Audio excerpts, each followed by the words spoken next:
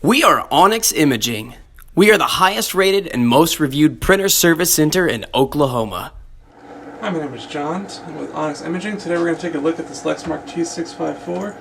We're going to show you how to replace the fuser. It's a pretty simple process. The first thing you want to do is anytime you're working on a printer is to please always power the machine down and unplug it, just to prevent any problems from happening.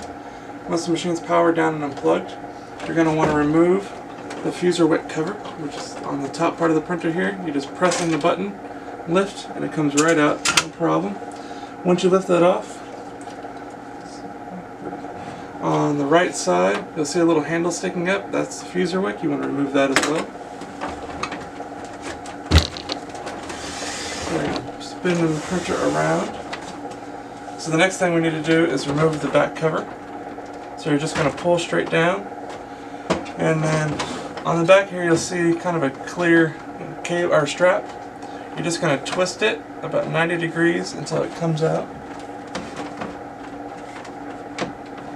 Sometimes you're just going to have to wiggle it back and forth a little bit.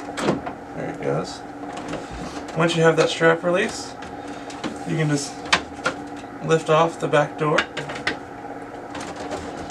So the next thing you got to do is you'll see two white tabs. You're going to press down on those white tabs and rotate that downward. And then there's a green clip on either side of the fuser. You're going to press in and then grab the handle, and you can just pull the fuser straight out. It's really simple.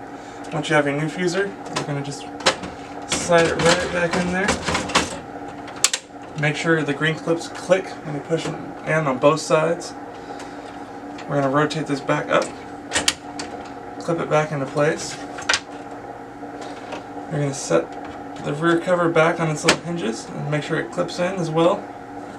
And your clear strap goes right back to where you took it out of. And you're just going to slide it in. And again, just rotate 90 degrees the other way. And then once you have it back in there, you're just going to close the rear cover. So the only thing left to do is we're going to replace our fuser wick. So you have it. Most fusers will come with a new fuser wick. You're going to put it in, make sure it's seated all the way, and you're going to replace your fuser wick cover.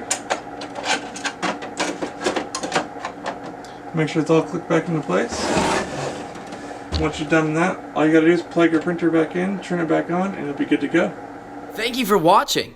If you're interested in how you can receive free labor on all of your service calls, as well as how to qualify for free printer upgrades, contact us today.